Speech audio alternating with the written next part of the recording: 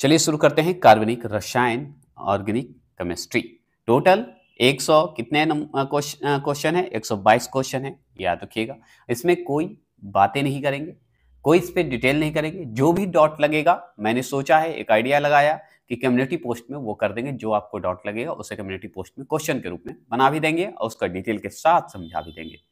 एक बात याद रखिएगा, जो मुक टेस्ट करवाने जा रहा हूं इसमें आप घूमते फिरते नाचते गाते जो कह सकते हैं, जैसे चाहे देख सकते हैं, बिना कॉपी कलम के। सिर्फ मॉक टेस्ट दीजिए, नंबर बढ़ाइए और एग्जाम देके आइए और देखिए 100% क्वेश्चन मिलेगा।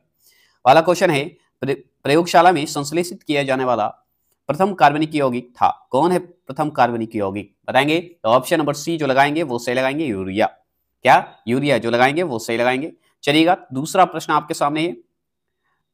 दूसरा प्रश्न आपके सामने है स्क्रीन पर कि प्राकृतिक में सबसे अधिक मात्रा में पाए जाने वाला कार्बनिक यौगिक कौन सा है? बताइएगा प्राकृतिक में। तो आप ऑप्शन नंबर डी जो लगाएंगे वो सही लगाएंगे, सेलुलोज।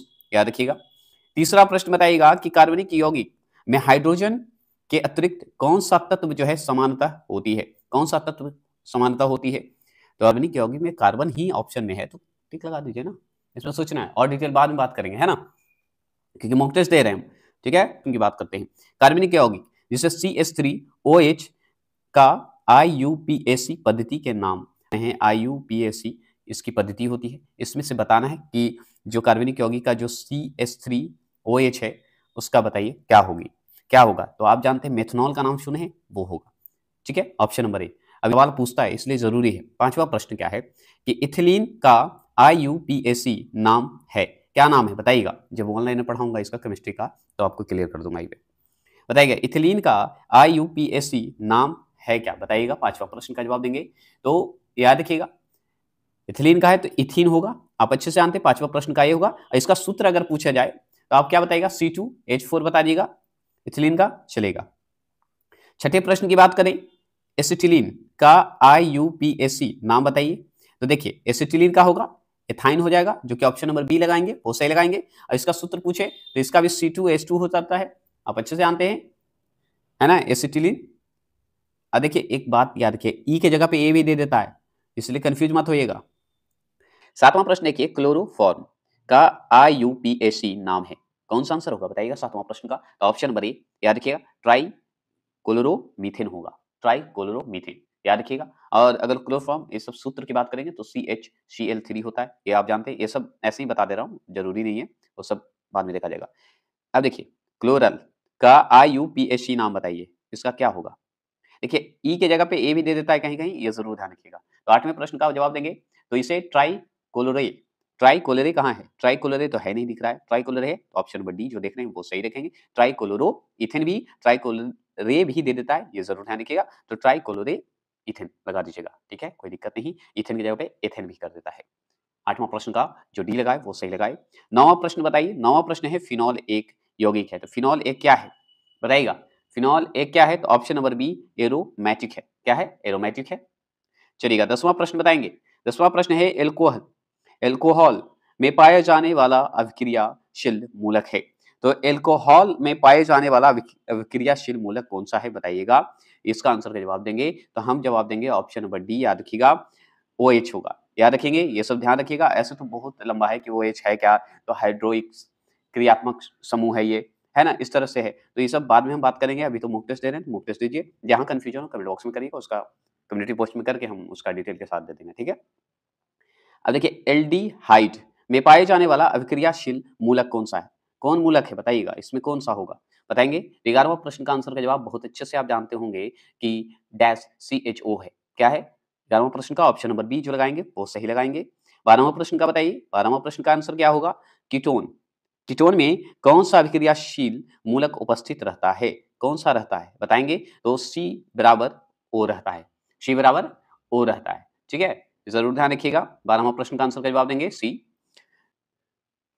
देखिए 13वां प्रश्न है, कार्बोक्सिलिक अम्ल में उपस्थित अभिक्रियाशील मूलक है, कौन सा है बताएंगे।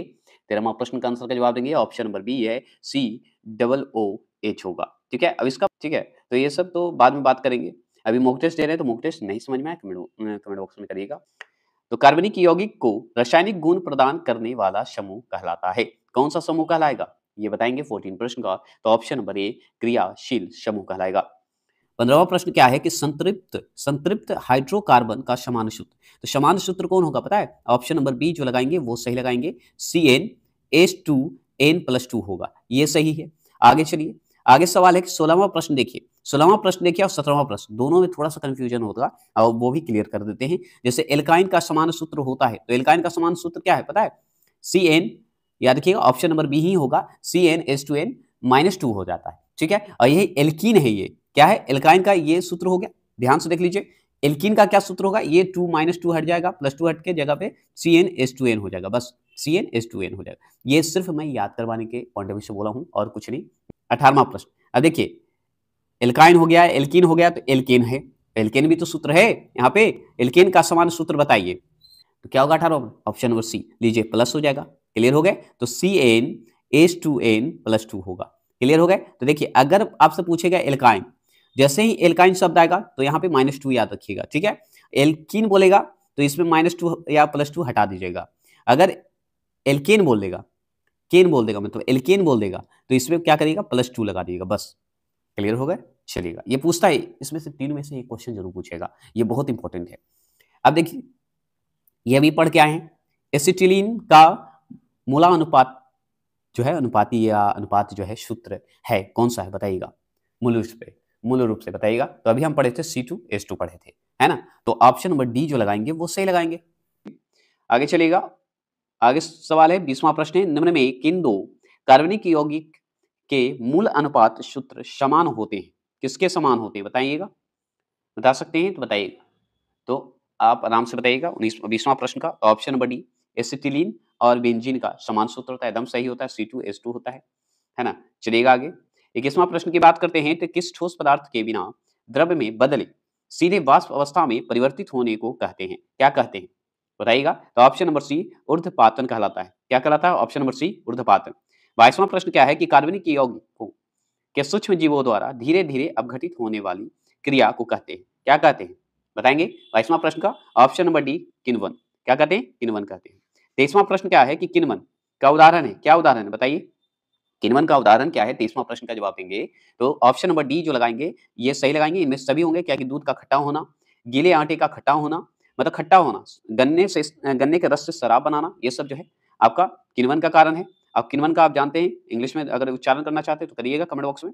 एथिलीन से पॉली एथिलीन का बनाना किस प्रकार की अभिक्रिया है? या बनना या बनाना किस प्रकार की अभिक्रिया है, बता सकते हैं तो बताइए। तो 24वां प्रश्न का आंसर का जवाब जो देंगे ऑप्शन नंबर बी, बहुलीकरण, वो सही जवाब देंगे। 25वां प्रश्न की बात करते हैं, तो लकड़ी के भंजक जो है, लकड़ी का भंजक जो होते हैं, भंजक अश्व अश्वन, लकड़ी के भंजक अश्वन से प्राप्त होता है। क्या प्राप्त होता है बताइएगा? 25 का आंसर का जवाब देंगे तो ऑप्शन नंबर सी, पायरो, याद रखिए पायरो को अलग कर दिएगा, लिग्निश यस बोल दीजिएगा, पायरो लिग्नीशियस अम्ल बोलिएगा। आगे चलेंगे 26 क्वेश्चन नंबर की बात करते हैं, तो ऐसे कार्बनिक यौगिक जिनके अणुसूत्र समान होते हैं परंतु संरचनात्मक सूत्र भिन्न भिन्न होते हैं कहलाता है? क्या कहलाता है बताइएगा? तो ऑप्शन नंबर सी, समवयी कहलाता है। क्या कहलाता है? समवयी कहलाता है। ये सब बाद में हम डिटेल पे बात करेंगे, अभी मॉक टेस्ट दे रहे हैं तो मॉक टेस्ट पे बात करेंगे, है ना।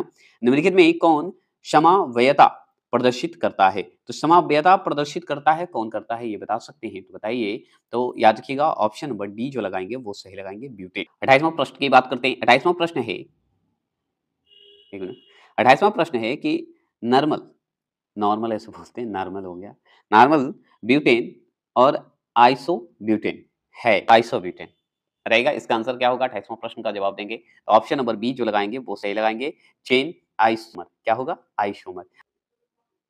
29वां प्रश्न है, पेट्रोल जिसे मोटर गाड़ी के ईंधनों के रूप में प्रयुक्त किया जाता है, किसका मिश्रण है? किसका मिश्रण है बताइएगा? किसका मिश्रण माना जाता है बताएंगे? 29वां प्रश्न का जवाब देंगे तो आप याद रखिएगा ऑप्शन नंबर सी है, हाइड्रोकार्बन का माना जाता है। अच्छे से मानते हैं ना? ऑप्शन नंबर सी जो लगाएंगे 29 का वो सही लगाएंगे। चलिएगा 30वां प्रश्न की बात करते हैं। 30वां प्रश्न क्या है कि जब पेट्रोलियम को गर्म किया जाता है तो सर्वाधिक मात्रा में निकलने वाली वाष्प होती है, कौन सी वाष्प होती है? 30वां प्रश्न का जवाब देंगे option number D, petroleum ether होता है। ठीक है, 31वां प्रश्न की बात करते हैं। द्रव्य सोना, लिक्विड गोल्ड के नाम से जाना जाता है, किसे बोला जाता है? तो ऑप्शन नंबर ए, पेट्रोलियम को ही बोला जाता है ना। अब चलिए ये सब जो है ना, जब ऑनलाइन पढ़ाऊंगा तो इसका डिटेल बता दूंगा, नहीं तो बड़े बड़े यूट्यूबर से तो पढ़ ही रहे हैं। 32 क्वेश्चन नंबर, मिट्टी के तेल मतलब केरोसिन जो ऑयल होता है का संगठन, ठीक है, संगठन बताइएगा होता है, तो कैसे होता है बताइएगा। तो 32 का आंसर का जवाब जो सी लगाएंगे, C10 और सी जो है 15, याद रखिएगा, मतलब C10 C15। 33वां प्रश्न, 35वां प्रश्न का आंसर सी लगाए। 33वां प्रश्न, गैसोहोल जो मोटर गाड़ियों में ईंधन के रूप में प्रयुक्त होता है मिश्रण है, किसका मिश्रण है बताइएगा। बताइए किसका मिश्रण माना जाता है। तो ऑप्शन नंबर बी पेट्रोल व एल्कोहल का माना जाता है। देखिए 34वां प्रश्न है, किस ईंधन के स्फोटिक रोधी बोला जाता है, स्फोट रोधी गुण को दर्शाता है, बताइएगा कौन दर्शाता है। तो ऑक्टेन संख्या दर्शाता है। कौन दर्शाता है, ऑक्टेन संख्या।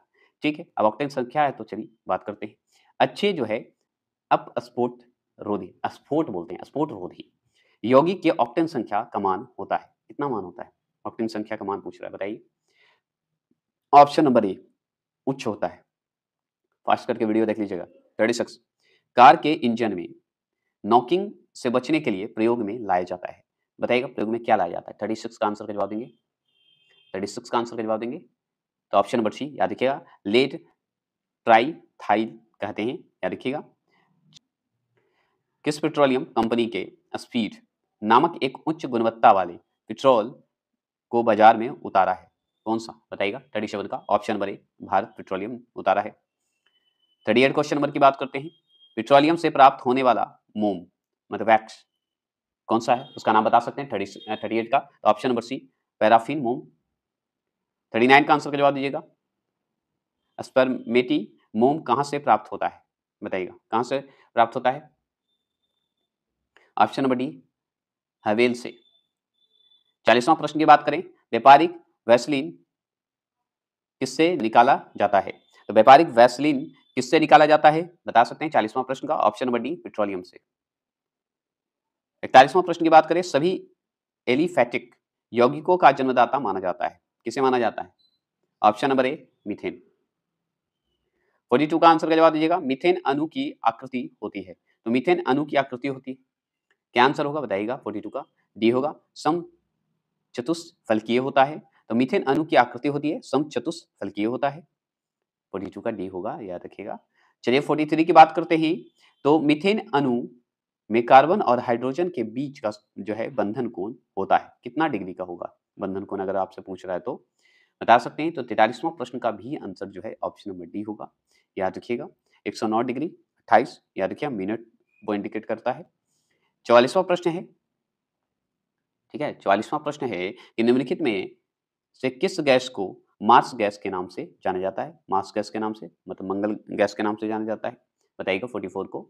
तो ऑप्शन नंबर ए मीथेन को ही जाना जाता है मार्स गैस के नाम से। चलिएगा 45वां प्रश्न है कि गोबर गैस के मुख्य रूप में से पाया जाता है। तो गोबर गैस में मुख्य रूप से पाया जाता है, क्या पाया जाता है बता सकते हैं। तो ऑप्शन नंबर डी मीथेन पाया जाता है ना। मीथेन का सूत्र आप कमेंट बॉक्स में कर सकते हैं, करिएगा तो। 46वां प्रश्न है, प्राकृतिक गैस मतलब नेचुरल गैस का प्रमुख घटक है। तो प्राकृतिक गैस का प्रमुख घटक कौन सा है बताइएगा। तो ऑप्शन नंबर ए मीथेन है, ये जरूर ध्यान रखिएगा। 47 की बात करते हैं, तो बायोगैस का मुख्य घटक है। तो बायोगैस का मुख्य घटक अगर आपसे पूछे तो क्या बताइएगा। ऑप्शन नंबर ए मीथेन बता दीजिएगा, क्या बताइएगा मीथेन। 48 का आंसर का जवाब दीजिएगा, खाना बनाने में प्रयोग की जाने वाली गैस मुख्यतः है। तो खाना बनाने में प्रयोग की जाने वाली गैस कौन सी है, 48 का आंसर का जवाब देंगे। तो ऑप्शन नंबर सी याद रखिएगा मीथेन, ठीक है। 122 क्वेश्चन नंबर है टोटल। चलिए 49वां प्रश्न है, एलपीजी एलपीजी में मुख्यतः होती है। अब बताइए मुख्यतः होती है तो मीथेन तो होता ही एलपीजी, एलपीजी का इस्तेमाल करते हैं ना गैस का। तो बताइएगा इसमें और क्या-क्या होगा। मीथेन तो मान लीजिए फिक्स है, आगे बताइए। 49 का आंसर का जवाब दीजिए। तो ऑप्शन नंबर सी जो है सही है, मीथेन, प्रोपेन और ब्यूटेन होगा।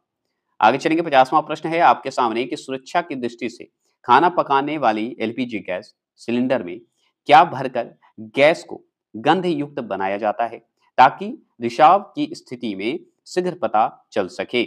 वो बताइए क्या डाला जाता है उसमें, है ना, घर में जो गैस बनाते हैं उसमें बताइए। इसमें हम ज्यादा जानकारी नहीं देंगे, डायरेक्ट आंसर बताइए। 50वां प्रश्न का जवाब देंगे तो ऑप्शन नंबर सी जो लगाएंगे वो सही लगाएंगे, मर कैप्टन डाला जाता है ना, कि रिसाव होता है तो गंध पता चलता है। 51 देखिए, रेफ्रिजरेंट फ्रियोन देखिए रेफरी अलग है, जेरेंट, रेफरी, जेरेंट, फिरौन लिखा हुआ है। अब बताइए क्या है ये? बताएंगे 51 का आंसर का जवाब जो देंगे ऑप्शन नंबर क्या देंगे? डी देंगे, वो सही देंगे, डाइक्लोरोफ्लोरोमीथेन होगा। क्लियर। आगे चलेंगे 52 का बात करते हैं। 52 है कृत्रिम कपूर। ठीक है, कृत्रिम जो बनाया गया, मानव द्वारा कपूर जो बनाया गया उसकी बात हो रही है। क्या है वो? यहाँ पे थोड़ा-सा नहीं दिख रहा होगा, मैं बता दूँगा अगर आंसर बी होगा तो। अब बताइए आप क्या होगा? नहीं, बी आंसर नहीं है, ऑप्शन नंबर सी तो दिख ही रहा होगा। हेक्साक्लोरोईथेन, हेक्साक्लोरोईथेन, बी ऐसे आप दिख रहा होगा, ट्राइक्लोरोमीथेन लिखा हुआ है। चलिए, तो आंसर होगा सी 52 का। 53 की बात करते हैं। इथिलीन अणु की आकृति होती है। तो इथिलीन इथिलीन की जगह पे एथिलीन भी कर देता है, ठीक है? तो इथिलीन अणु की आकृति होती है, बताइएगा क्या होगा? 53 का आंसर का जवाब देंगे। तो ऑप्शन नंबर ए, याद रखिएगा जो लगाए हैं क्या? समतलीय, वो सही लगाए हैं। ठीक है, 54 का बात करते हैं। तो इथिलीन के बहुलीकरण के फलस्वरूप जो प्लास्टिक प्राप्त होता है, वह है, क्या है वो? बताएँगे। 54 का आंसर का जवाब दीजिएगा। तो ऑप्शन नंबर डी, याद रखिएगा जो लगाएँगे वो सही लगाएँगे, पॉलीइथिलीन बोलते हैं। ठीक है, 55 बताइए। इथिलीन सल्फर मोनोक्लोराइड के साथ प्रतिक्रिया कर कौन-सी विषैली गैस बनाता है? कौन-सा विषैला गैस बनाता है? 55 का आंसर का जवाब देंगे। तो ऑप्शन नंबर बी, याद रखिएगा मस्टर्ड गैस बोलते हैं उसे। फिर आ गया आपसे 56, इथिलीन है एक क्या है? इथिलीन का आंसर का जवाब देंगे ऑप्शन नंबर बी, असंतृप्त हाइड्रोकार्बन है इथिलीन, है ना? चलिएगा, 57 की बात करते हैं। 57 क्या है? कैल्शियम कार्बाइड, कैल्शियम कार्बाइड पर जल की प्रतिक्रिया द्वारा कौन-सी गैस उत्पन्न होती है? कौन-सी गैस उत्पन्न होती है? बताइएगा, 57 का जवाब देंगे। तो ऑप्शन नंबर डी याद रखिएगा, एसिटिलीन होगा। ठीक है, 58 का बात करते हैं। 58 की बात करते हैं। धातुओं में जोड़ लगाने में कौन-सी गैस प्रयुक्त होती है? कौन-सी गैस प्रयुक्त होती है? बताइएगा 58 का। ऑप्शन नंबर बी, एसिटिलीन होगा। क्या होगा? एसिटिलीन होगा। 59 की बात करते हैं। कच्चे फलों में कृत्रिम रूप से पकाने के लिए प्रयोग में लाई जाने वाली गैस है, कौन-सी गैस है? बताइएगा। बताएँगे 59 का आंसर का जवाब देंगे। ऑप्शन नंबर बी, एसिटिलीन होगा। चलिएगा, 60वां प्रश्न की बात करते हैं। घरेलू फ्रिज में सामान्यतः कौन-सा प्रशीतक उपयोग में लाया जाता है? बताइएगा, प्रशीतक प्रयोग में लाया जाता है। 60वां प्रश्न का जवाब देंगे। ऑप्शन नंबर डी, याद रखिएगा, फ्रीऑन होगा। 61 का बात करते हैं। निम्नलिखित में कौन-सी गैस ओज़ोन परत के ह्रास के लिए उत्तरदायी है? बताइएगा, ह्रास के लिए उत्तरदायी है, कौन-सा बताइएगा? ओज़ोन परत के ह्रास के लिए मतलब हानि के लिए जो उत्तरदायी माना जाता है। तो आप बहुत अच्छे से जानते हैं, बताइएगा। ऑप्शन नंबर बी, क्लोरोफ्लोरोकार्बन ह्रास के लिए उत्तरदायी माना जाता है, क्लोरोफ्लोरोकार्बन। 62 क्वेश्चन नंबर को ध्यान से देखेंगे। 62 क्या है कि ट्राइक्लोरोमीथेन निम्नलिखित में किसका रासायनिक नाम है? किसका रासायनिक नाम है? बताइएगा, 62 का आंसर का जवाब दीजिएगा। तो 62 का ऑप्शन नंबर बी है, क्लोरोफॉर्म है, याद रखिएगा। चलिएगा, 63 की बात करते हैं। 63 है कि क्लोरोफॉर्म को रंगीन बोतलों में रखा जाता है क्योंकि यह वायु व प्रकाश से क्रिया करके एक विषैले पदार्थ बनाता है। यह विषैला पदार्थ है, क्या है विषैला पदार्थ? बताइएगा, 63 का आंसर का जवाब देंगे। 63 का तो ऑप्शन नंबर बी, फोसनजीन कहते हैं, याद रखिएगा, फोसनजीन कहते हैं। आगे चलेंगे, 64 क्वेश्चन नंबर की बात करते हैं। निम्नलिखित में से किस विलायक का प्रयोग कपड़ों की शुष्क धुलाई में किया जाता है? तो शुष्क धुलाई में किया जाता है, बताइएगा। 64 का आंसर का जवाब देंगे। Option number D, carbon tetrachloride कहते हैं। 65 का आंसर का जवाब दीजिए। निम्नलिखित में स्थानीय निश्चेतक मतलब लोकल, याद रखिएगा, लोकल एनेस्थेटिक बोला जाता है, शुद्ध उच्चारण नहीं है। तो बताइएगा क्या आंसर होगा इसका? है कौन-सा? तो ईथर जो देख रहे हैं वो सही आंसर है 65 का। चलिएगा, 66 की बात करते हैं। तो 66 क्या है? 66 क्या है कि कास्ट स्पिरिट मतलब वुड स्पिरिट के नाम से जाना जाता है। तो वुड स्पिरिट के नाम से जाना जाता है, क्या जाना जाता है ये बताइएगा 66 का। तो option number A, methyl alcohol, याद रखिए अल्कोहल बोला जाता है ऐसे शुद्ध उच्चारण में, मिथाइल अल्कोहल। चलिएगा, 67 की बात करते हैं। 67 क्या है कि एंटीफ्रीज एक मिश्रण है। तो एंटीफ्रीज क्या है? एक मिश्रण है। 67 का बताइए। तो ऑप्शन नंबर सी जो लगाएंगे वो सही लगाएंगे, मिथिल अल्कोहल व जल का जो है मिश्रण है। 68 की बात करें, जल में विलय है। तो जल में क्या विलय है बताइए? जल में क्या विलय है बताइए? Option number A, ethyl alcohol, याद रखेंगे। 69 की बात करते हैं। तो शराब वाइन में उपस्थित रहता है। तो शराब में उपस्थित क्या रहता है बताइएगा? 69 का आंसर का जवाब देंगे। तो ऑप्शन नंबर ए, याद रखिएगा, इथाइल अल्कोहल। ठीक है, आगे चलेंगे। 70 प्रश्न की बात करते हैं। तो अधिक मात्रा में इथाइल अल्कोहल का सेवन करने पर बुरा प्रभाव पड़ता है। तो क्या प्रभाव पड़ता है बताइएगा? 70 प्रश्न का जवाब देंगे। तो ऑप्शन नंबर बी, याद रखिएगा, लीवर पर पड़ता है प्रभाव। ठीक है, 71 प्रश्न की बात करते हैं। 71 प्रश्न क्या है कि उन शराब त्रासदियों में जिनका परिणाम स्वरूप अंधता आदि होती है हानिकारक जो है पदार्थ है, क्या पदार्थ है बताइएगा? 61 का आंसर 71 का सॉरी 71 का आंसर का जवाब दीजिएगा। लिवर जान ही रहे हैं, है ना? तो वो तो 70 का आंसर का जवाब तो आप दे दी थी। 71 का बताइए तो मिथाइल अल्कोहल बोलते हैं। जो ठीक है 72 की बात करें पावर अल्कोहल। पावर अल्कोहल है सॉरी पावर अल्कोहल है बताइएगा कौन सा आंसर होगा इसका? बताइएगा 72 का आंसर का जवाब देंगे तो आप अच्छे से जवाब दीजिए फटाफट। सही होगा ईंधन के रूप में प्रयुक्त इथाइल अल्कोहल होता है।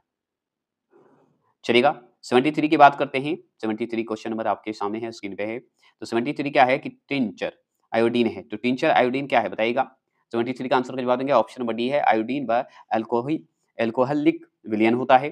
74 का आंसर का जवाब देंगे परिशुद्ध अल्कोहल जो है बताइएगा होता है। तो बताइएगा कितना प्रतिशत होता है और क्या होता है बताइएगा इसमें? 74 का आंसर का जवाब देंगे option number D 100% ethyl alcohol होता है ना? चलिएगा 75 क्वेश्चन नंबर बताइए किण्वन कैसी अभिक्रिया है? तो किण्वन कैसी अभिक्रिया है बताएंगे 75 का आंसर का जवाब देंगे तो यार क्या ऑप्शन नंबर बी है ऊष्माक्षेपी है ना? 76 की बात करते हैं किण्वन की क्रिया में कौन सी गैस निकलती है? तो किण्वन की क्रिया में कौन सी गैस निकलती है? 76 का आंसर का जवाब देंगे तो ऑप्शन नंबर ए याद रखिए कार्बन डाइऑक्साइड होता है। आप अच्छे से जानते हैं। 77 की बात करते हैं तो गैसोहॉल या गैसोलीन निम्नलिखित में किसका मिश्रण है? बताएंगे किसका मिश्रण माना जाता है? 77 का आंसर का जवाब देंगे तो option number A ethyl alcohol होता है। चलिएगा 78 की बात करते हैं तो मिथेनॉल मिथेनॉल किस नाम से जाना जाता है? तो मिथेनॉल जो है किस नाम से जाना जाता है? ये जवाब दीजिए आप। हम वेट कर रहे हैं। तो 78 का ऑप्शन नंबर सी याद रखिएगा वुड अल्कोहल होता है। ठीक है 79 का आंसर का जवाब देंगे शराब का निर्माण किस क्रिया के परिणाम स्वरूप होता है? तो चाहेंगे वो 79 का आंसर का जवाब देंगे तो ऑप्शन नंबर ए किण्वन कहलाता है। किण्वन को इंग्लिश में क्या कहते हैं? कमेंट बॉक्स में कर सकते हैं। 80 प्रश्न है कि मूत्र रोगों में प्रयुक्त जो है इरोट्रोपिन बनाई जाती है। तो इरोट्रोपिन बनाई जाती है बताइएगा। 80 प्रश्न टोटल 122 प्रश्न है। ऑप्शन नंबर डी याद रखिएगा फॉर्मिल्डिहाइड से होती है याद रखिएगा है ना? फॉर्मिल्डिहाइड से होती है हाइड से। 81 का बताइएगा इरोट्रोपिन है। इरोट्रोपिन क्या है बताइएगा? इरोट्रोपिन क्या है बताएंगे 81 का तो ऑप्शन नंबर सी हेक्सामिथिलीन ट्रेटाएमीन कहते हैं जो कि ऑप्शन नंबर सी जो लगाएंगे वो सही लगाएंगे 81 का। चलिएगा 82 की बात करते हैं। 82 है लाल चींटियों मतलब रेड आंट्स जिसे कहते हैं में पाया जाता है। क्या पाया जाता है बताइएगा? लाल चींटियों में क्या पाया जाता है? 82 का आंसर का जवाब देंगे ऑप्शन नंबर सी फॉर्मिक अम्ल होता है। क्या होता है? फॉर्मिक अम्ल होता है। 83 की बात करें निम्नलिखित में कौन सा अम्ल जो है सिरके में उपस्थित होता है? तो सिरके में कौन सा अम्ल जो है बताइएगा उपस्थित होता है? बता सकते हैं तो बताइए 83 का आंसर का जवाब दीजिए तो ऑप्शन नंबर डी याद रखिएगा एसिटिक अम्ल है। 84 क्वेश्चन नंबर नींबू खट्टा किस कारण से होता है? तो नींबू खट्टा जो है किस कारण से होगा? तो ऑप्शन नंबर बी साइट्रिक अम्ल के कारण होता है। 85 क्वेश्चन नंबर अंगूर में कौन सा अम्ल पाया जाता है? तो अंगूर में कौन सा अम्ल पाया जाता है 85 का? ऑप्शन नंबर डी टार्टिक अम्ल पाया जाता है किसमें? अंगूर में। सही है कि नहीं? कमेंट बॉक्स में करेंगे आप भी। सही है। 86 की बात करें इमली में कौन सा अम्ल पाया जाता है? तो इमली में कौन सा अम्ल पाया जाता है बताइए तो अभी जस्ट पढ़े हैं आप। मतलब मानते हैं कि अंगूर में पाया जाता है तो इमली में भी वही तो पाया जाएगा जो अंगूर में पाया जाएगा। क्या ये सही है? कमेंट बॉक्स में करें। ऑप्शन नंबर सी टार्टिक अम्ल होते हैं। चलिएगा 87 क्वेश्चन नंबर की बात करें फोटोग्राफी में कौन सा अम्ल प्रयोग किया जाता है? कौन सा अम्ल का प्रयोग किया जाता है? 87 का बताएंगे ऑप्शन नंबर बी ऑक्जेलिक अम्ल का जो है होता है। चलिएगा 88 की बात करते हैं। 88 स्याही के धब्बों को हटाने के लिए प्रयुक्त होता है। तो स्याही के धब्बे को हटाने के लिए क्या होता है? ऑप्शन नंबर सी ऑक्जेलिक अम्ल का प्रयोग होता है। 89 की बात करते हैं मानव गुर्दा में बनाने वाली पथरी प्रायः बनी होती है किससे बनी होती है? बता सकते हैं 89 का? 89 का बताएंगे ऑप्शन नंबर ए कैल्शियम ऑक्जेलेट्स की बनी होती है जो किडनी में होता है। गुर्दा मतलब किडनी में हो जाता है। 90 प्रश्न है निम्नलिखित में किसे कार्बामाइड के नाम से जाना जाता है? ये बता सकते हैं। 90 प्रश्न का आंसर का जवाब दीजिए ऑप्शन नंबर सी यूरिया। 91 का आंसर का जवाब दीजिए यूरिया उर्वरक में नाइट्रोजन किस रूप में होता है? तो नाइट्रोजन किस रूप में होता है ये बताइए। ऑप्शन नंबर डी एमाइड होता है। याद रखिए यूरिया उर्वरक में नाइट्रोजन जो है एमाइड के रूप में होता है। 92 क्वेश्चन नंबर का बात करते हैं यूरिया में नाइट्रोजन की प्रतिशत मात्रा होती है अपने ढंग से भी जोड़ सकते हैं। तो प्रतिशतता बोलिए या प्रतिशत मात्रा होती है, तो यूरिया में नाइट्रोजन का प्रतिशत बताइए कितना है। तो 92 का ऑप्शन नंबर सी याद रखिएगा 46% है। आगे चलेंगे 93 की बात करते हैं, तो 93 है एरोमेटिक यौगिकों का जन्मदाता किसे कहा जाता है, तो किसे कहा जाता है 93 का आंसर का जवाब देंगे। तो ऑप्शन नंबर याद रखिए बी है बेंजीन। क्या है? बी है बेंजीन। चलिएगा 94 का बात करते हैं, गैमेक्सिन है एक, क्या है गैमेक्सिन एक बताएंगे। 94 का आंसर का जवाब देंगे। ऑप्शन नंबर ए कीटाणुनाशक है। चलिएगा 95 का बात करते हैं, 95 में है ट्राई नाइट्रोवेंजिन जिसे TNB है एक, क्या है बताइएगा, बताएंगे। ऑप्शन नंबर डी विस्फोटक है। ठीक है 96 की बात करते हैं, 96 क्वेश्चन नंबर है कि ट्राई नाइट्रोड जिसे टोलुइन TNT है एक, क्या है एक बताइएगा। 96 का आंसर का जवाब देंगे। ऑप्शन नंबर सी विस्फोटक है। चलिएगा 97 की बात करते हैं, 97 क्या है कि मिरवेन का तेल, मिरवेन का जो तेल होता है के नाम से जाना जाता है, किस नाम से जाना जाता है 97 का आंसर का जवाब दीजिए। तो ऑप्शन नंबर ए नाइट्रोबेंजीन के नाम से जाना जाता है। ठीक है ये भी क्लियर। 98 क्वेश्चन नंबर की बात करते हैं, रबड़ उद्योग में बहुलता से प्रयुक्त होता है, मतलब अधिक मात्रा में जो है पाया जाता है, क्या पाया जाता है इसमें, क्या 98 का बताइएगा। तो ऑप्शन नंबर सी याद रखिएगा एनिलीन होता है। 99 की बात करते हैं, मतलब 99 का क्वेश्चन नंबर की बात करते हैं, तो DDT का पूरा नाम क्या है बताइएगा। तो बताइएगा DDT का पूरा नाम जानते हैं तो कमेंट बॉक्स में करिएगा। 99वां क्वेश्चन है, तो वो है ऑप्शन नंबर बी डाइक्लोरो डाइफिनॉल और ट्राइक्लोरो इथेन है। क्लियर हो गए, मीथेन नहीं लगाइएगा। 100वां प्रश्न है अश्रु गैस का रासायनिक नाम क्या है, तो अश्रु गैस का रासायनिक नाम बताइएगा। तो ऑप्शन नंबर डी है एक्स क्लोरो एसीटोफिनोन है, याद रखिएगा।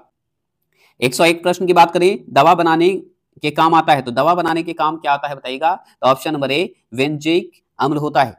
ठीक है 102 प्रश्न की बात करें, फलों के रस को सुरक्षित रखने के लिए किसका प्रयोग किया जाता है, किसका प्रयोग करते हैं, 102 प्रश्न की बात करते हैं, तो आप याद रखिएगा ऑप्शन नंबर डी याद रखिएगा बेंजोइक अम्ल का प्रयोग करते हैं।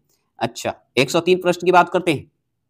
ठीक है 103 का खाद्य पदार्थ के परीक्षण हेतु निम्नलिखित में कौन सा पदार्थ प्रयुक्त होता है, कौन सा पदार्थ प्रयुक्त होता है। 103 प्रश्न की बात करते हैं, ऑप्शन नंबर सी बेंजोइक अम्ल का ही जो है हम लोग प्रयुक्त करते हैं, उपयोग मतलब पदार्थ का इस्तेमाल करते हैं। चलिएगा आगे सवाल है 104 प्रश्न है, 104वां प्रश्न आ चुके हैं, आंसू गैस में प्रयुक्त होता है, तो आंसू गैस में क्या प्रयुक्त होता है बता सकते हैं 104 प्रश्न का। तो option number A chloro acetophenone होता है जो कि सही होता है, जो कि हम ऊपर पढ़ चुके हैं। 105वां प्रश्न है, थोड़ा सा धुंधला दिख रहा होगा इसके लिए क्षमा चाहेंगे।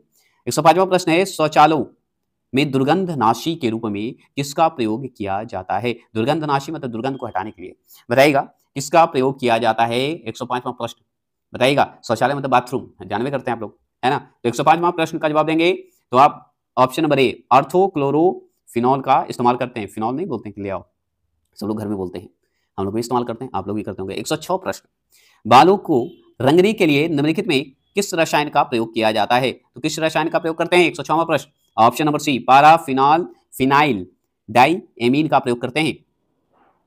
107वां प्रश्न की बात करते हैं, क्लोरो बेंजीन के साथ संघनन पर देता है, संघनन पे कर देता है या पर देता है, क्या होता है, शॉर्ट फॉर्म में इसको कर दिया है। तो 107वां प्रश्न का आंसर का जवाब जो देंगे DDT का फुल फॉर्म अभी जस्ट आप पढ़े हैं, बताइए क्या होगा, कमेंट बॉक्स में करिएगा। चलिएगा 108वां प्रश्न है टेफ्लॉन निम्नलिखित में किसका बहुलक है, टेफ्लॉन जो है निम्नलिखित में किसका बहुलक है। 108वां प्रश्न का जवाब देंगे ऑप्शन नंबर डी याद रखिएगा टेट्राफ्लोरोइथेन होता है। चलिएगा 109वां प्रश्न की बात करें तो ओरलोन बहुलक है, तो ओरलोन जो बहुलक है बताइएगा ऑप्शन नंबर सी एक्रियोनाइट्राइल है, नाइट्राइल का होता है। 110वां प्रश्न की बात करें क्रोल इथिलीन के बहुलीकरण से प्राप्त होता है, तो बहुलीकरण से प्राप्त क्या होता है बताइएगा। तो ऑप्शन नंबर डी PVC होता है। ठीक है 111वां प्रश्न की बात करें प्राकृतिक रबड़ का एक बहुलक है, तो प्राकृतिक रबड़ का एक बहुलक क्या है बताइएगा। तो ऑप्शन नंबर डी याद रखिएगा आइसोप्रीन होता है।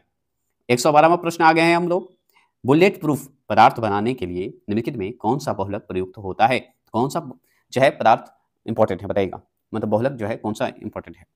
बुलेट प्रूफ बनाने के लिए। तो हम बताएंगे 112वां प्रश्न का ऑप्शन नंबर डी पॉलीकार्बोनेट्स की इस्तेमाल होता है। चलिएगा 113वां प्रश्न की बात करें, प्लास्टिक उद्योग में प्रयुक्त होने वाला जो शब्द है पीवीसी से तात्पर्य क्या है? मतलब इसका फुल फॉर्म बताइए ना, क्या मतलब होगा पीवीसी से, है ना? तो आप अच्छे से पी से पॉली, पॉली होगा कि क्या होगा बताइएगा? मैंने तो हिंट दे दिया, बताइए। तो option number B poly vinyl chloride होता है। ठीक है, 114वां प्रश्न है, बरसाती रेनकोट किससे बनाया जाता है? तो रेनकोट जो है किससे बनाया जाता है? 114वां प्रश्न का जवाब देंगे ऑप्शन नंबर सी पॉलीकार्बोनेट्स की। 115वां प्रश्न की बात करते हैं। 115वां प्रश्न है, टेलीफोन रिसीवर तथा रेडियो एवं टेलीविजन जिसे टीवी बोलते हैं के कैबिनेट जो है किस प्लास्टिक के बने होते हैं? उसके कैबिनेट जो होते हैं किस प्लास्टिक से बने होते हैं? यही सवाल तो पूछ रहा है। तो 115वां प्रश्न का आंसर का जवाब जो देंगे ऑप्शन नंबर बी बैके लाइट, वो सही जवाब देंगे।